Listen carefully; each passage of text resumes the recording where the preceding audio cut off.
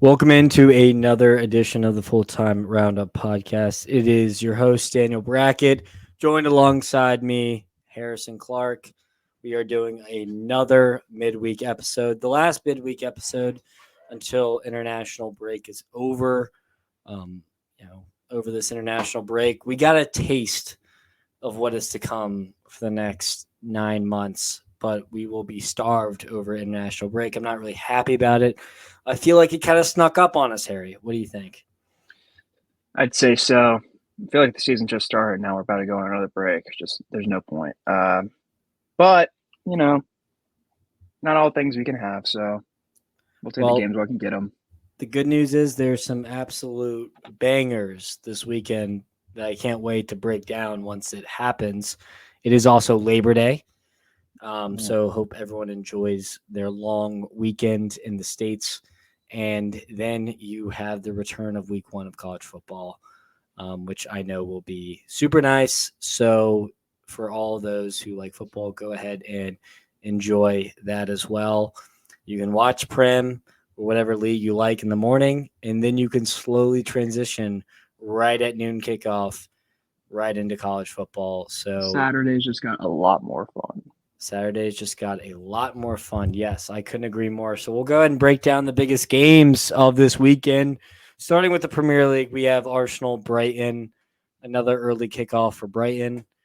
Kind of confused why, to be honest. But like Matt said, Arsenal didn't play great, but they still got the result against Villa versus a Brighton team who's looked very promising to start the season, just with the last minute win against United. Do you think this Arsenal team teaches Brighton a lesson here? What is your takeaway from this game? Um, as much as I love how Brighton has played so far, fun team to watch. The aesthetic, just as a neutral, is beautiful. But this could be a little scenario where Arteta teaches the new manager a thing or two. Yeah, And with the way Brighton plays, obviously it's going to work against some teams with the way they press so high, and are going after every single ball. I just feel like this could be a chance for Arsenal to exploit that in behind. And you got pace with Martinelli and Saka, and we saw like what Amad Diallo did to them on the wing late. If they get that through ball right, it's serious problems, and obviously that's the risk you run every time you play that kind of style. So, especially at home, I'm going to back Arsenal here. I feel pretty confident in them bringing home a win. yeah, I couldn't agree more. I'm gonna back Arsenal here. I'm gonna back the Gunners to win 2-1. I think it will be a closer game than a lot of people give it credit for. But Arsenal are just the more talented team here, and we got a fairly inexperienced manager. Arteta is a much better coach than Ten Hag, and I'm trying to remember who Brighton played week one, but Everton. definitely a better coach than Sean Dyche. So I'm gonna back the Gunners here. Second game, which we talked at length about, Man United, Liverpool. Matt also had a pretty bold prediction in this one. I'm gonna start since it's my team here. Um, I mean, it's really dependent on who Ten Hag is going to start here, but I'm going to back Liverpool, obviously, to win this game. I just don't know by how much. There's some very, very bad blood between these two, obviously, as it is a derby. But I don't think Liverpool really cared for losing to them twice last season. This is at Old Trafford, which would be extra sweet, and Manchester United are reeling. So I'm going to go 2-0 Liverpool. Mm, God, the issue with Man U is they show up for big ones. They Um, do. so part of my heart is saying that they pull something out at Old Trafford. It might not be a win, but it might be a draw. I feel like we can kind of throw out that game. Obviously, like the players might still think about it, but the one at Old Trafford last year, I mean, it's a new manager. It's like a completely new vibe at Liverpool right now. So um, I don't know. I feel like short term memory with that game, and just onto this one. I, I'm gonna go under slot. They've been. I think you put it nicely. Like They've been good, not amazing. Um, I'm kind of feeling a draw here. I'm gonna say I'm gonna say 1-1. I think that's kind of what I'm leaning right now. You don't mean that. You don't mean that, but it's okay. I'll forgive you. Newcastle Spurs, both of these teams kind of challenging for the fourth and fifth spot here. Spurs off a big win. Newcastle drew this weekend. Will Big Ange be clotheslining Eddie Howe like Joel Linton did to that keeper this week, or are we going to see a mixed bag here? This one's also just like this is as much of a coin flip as you can possibly get. Um, St. James's Park, that is a tough place to play. Um, Tottenham, like I feel like if they had Solanke in there, I would lean them more. And the bookies, I mean, they pretty much literally got this thing as a coin flip, both plus money, both almost the exact same plus money. Um, Alexander Isak has to wake up at some point because he has been pretty non-existent the first two games. And I feel like against a team like Tottenham, how they've always been excellent attacking wise. And we saw game one, Leicester was able to get their chances in the second half.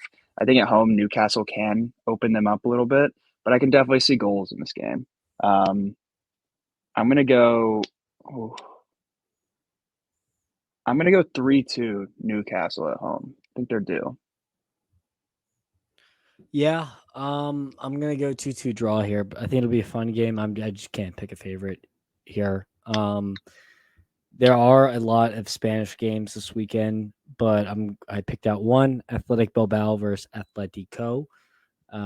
We just got done talking about Athletic Bilbao. Can they be the fourth team to challenge the top three? And then we also talked about Atletico Madrid, new season, new them. Can they challenge Barcelona, Real Madrid for the title? Is this going to be a legit 3-horse race here?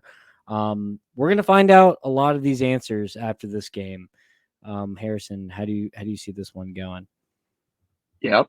Two tough tests for Bilbao back to In a back, row, obviously in a brutal. row. Really tough. Playing Barcelona on the road, just falling short. We do get Atletico at home.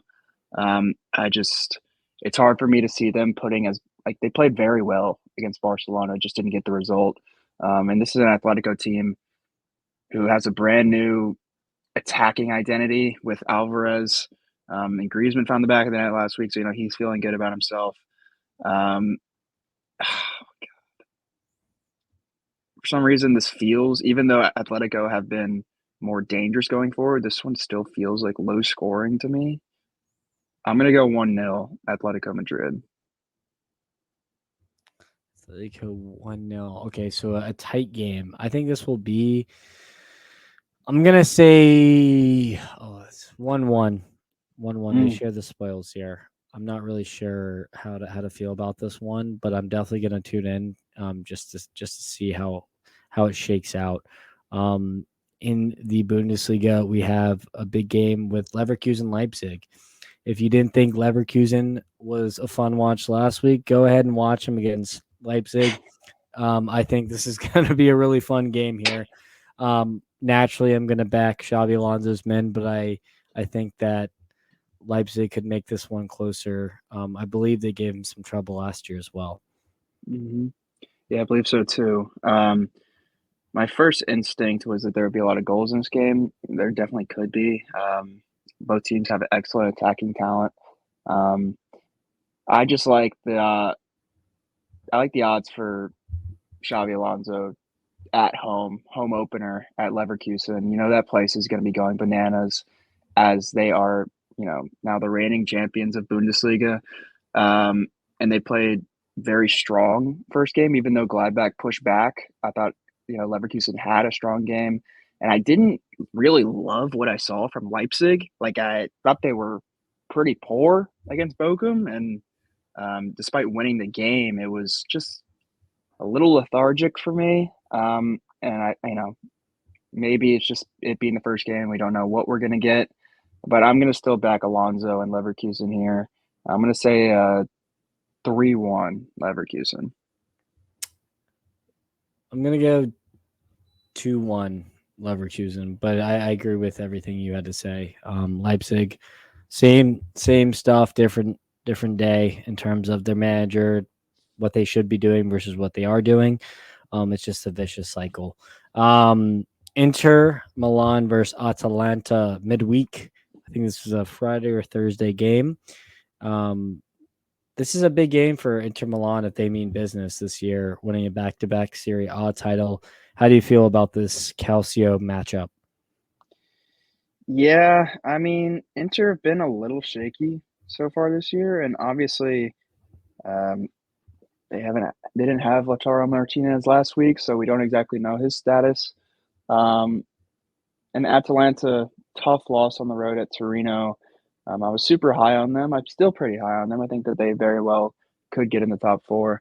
Um, I think this is kind of the game where Inter, proves that they are who they were last year, or at least they're going to try to be who they were last year. It's going to be tough to replicate that, but I fully expect Inter to get a W here at home. I'm going to go 2-0 Inter. 2-0 Inter. I'm going to go 3-1 Inter. So I do think Atalanta will get on the board here. And I think that if Lautaro can make his return here, I think we should see a fun share of goals. Let's see here. In some big rivalries coming up, starting with Sporting Lisbon and Porto, the two teams that kind of look like the favorites to win the Portuguese title. I think Porto has looked better as Evan Nilsson has left Porto. Chico Conceição has left. They've had a couple additions as well, but mainly departures here. Is Sporting's men and Gyökeres leading the front just going to annihilate this Porto team, or do we think it's going to be a lot closer than people are giving it credit for? Yeah, I feel like with the history of these teams, there's not going to be necessarily an annihilation because it is always a fiery game.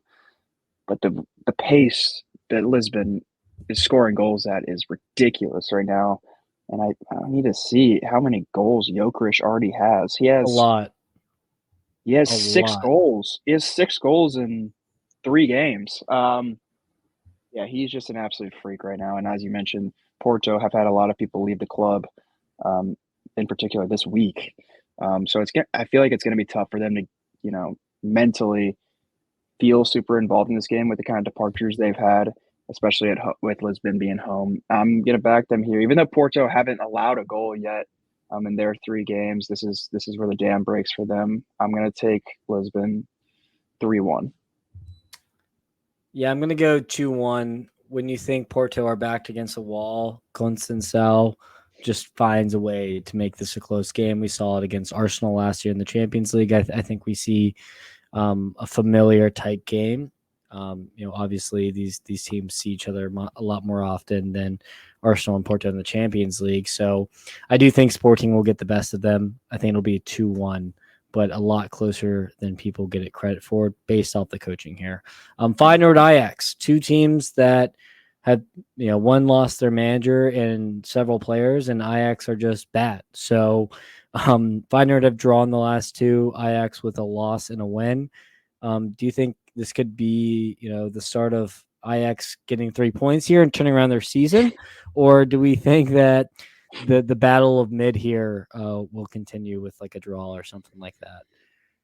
Yeah, I mean, you said the battle of mid. I just think Ajax are bad still. Like I'm until they prove it to me otherwise, I cannot back them quite yet.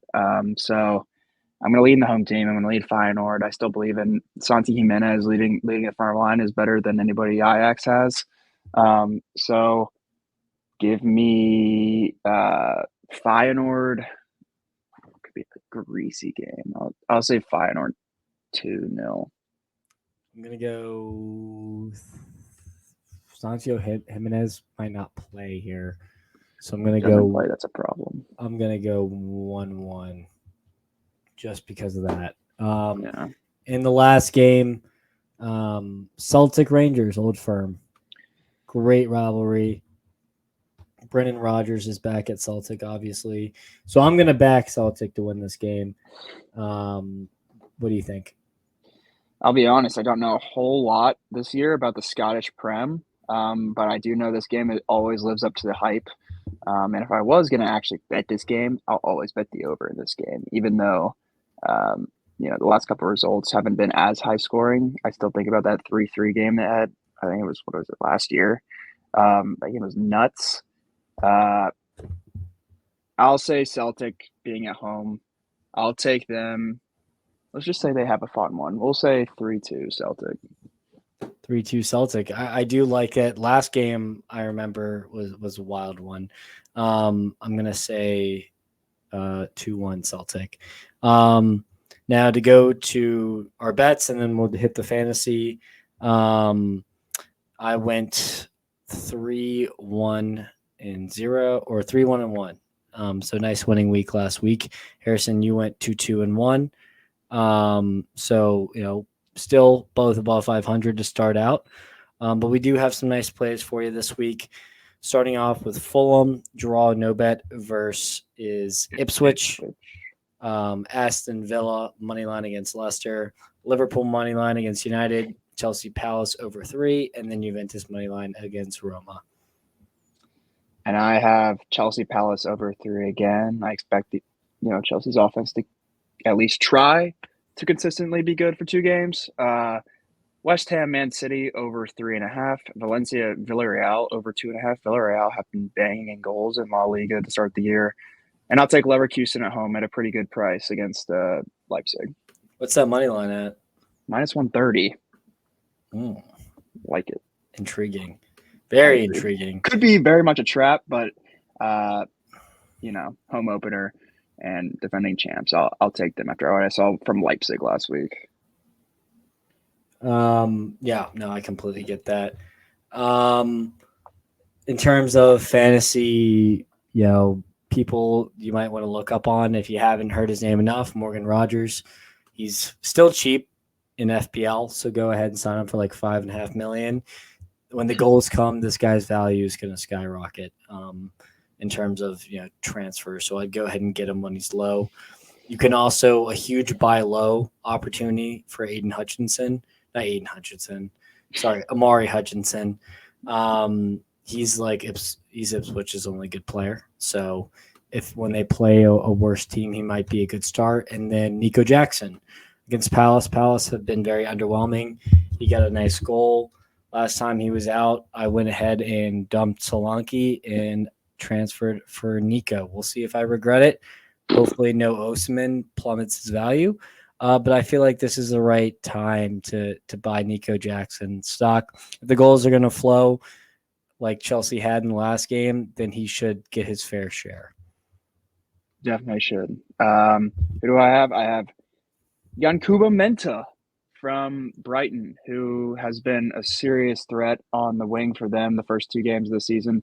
Now, this week against Arsenal, probably going to be a tough play, but this is more of a longer-term kind of solution, and getting him at 5.5 is pretty good, and I think that he'll be super dangerous. If him and Matoma on the wings make Brighton very dangerous going forward, so I like him a lot.